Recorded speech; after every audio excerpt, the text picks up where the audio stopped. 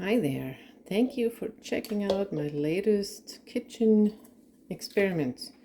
So today I'm going to try and make a radish seed pod pesto. So I've had so many radishes in my garden that I didn't know what to do with all of the seed pods. I had tons of flowers and the bees were sitting on them all spring, and so many seed pods that I can't possibly plant that many this coming fall.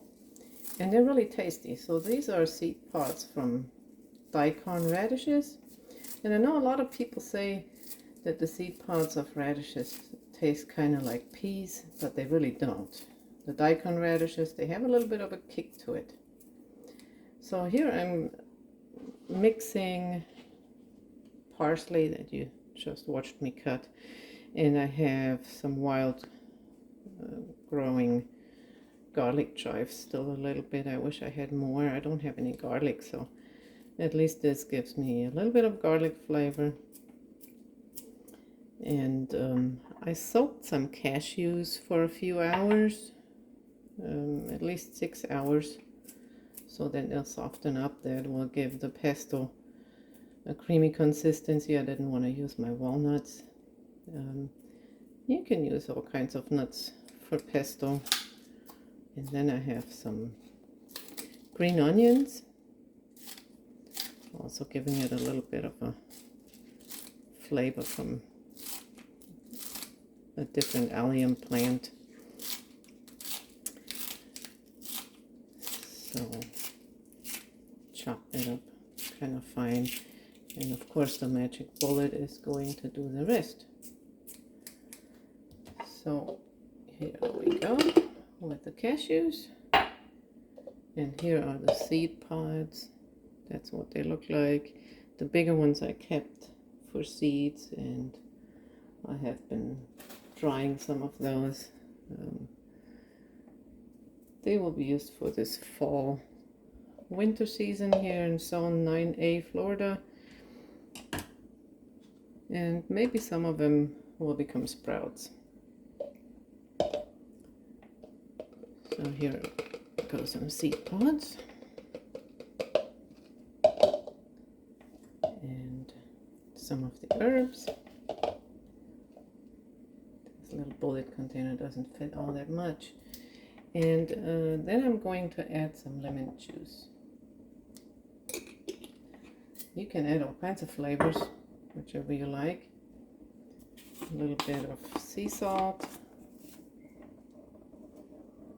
Sorry.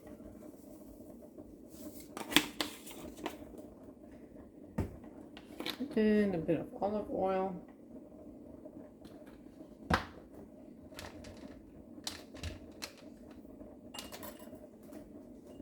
And then we'll give it a good mix.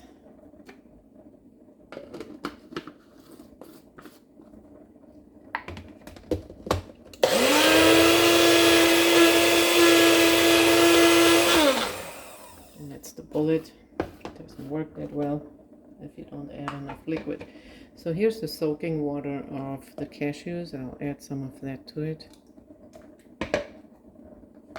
That will hopefully mix it a little bit easier.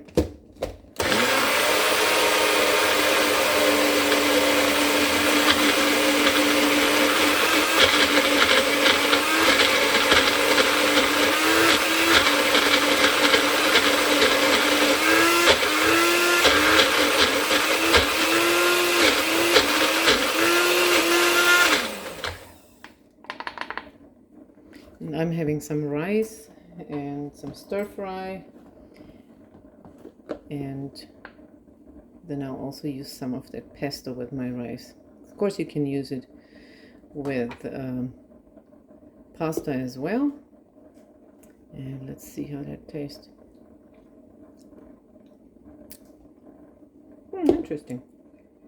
I will add some red crushed pepper to it because it's not all that spicy at all, and I like things spicy, but you don't have to make it spicy. This is actually really nice and creamy and tasty. So, give it a try. If you like it, let me know. Please like, subscribe, and share this video with others, and I will make a little bit more pesto here. Thank you. Hope you enjoyed it.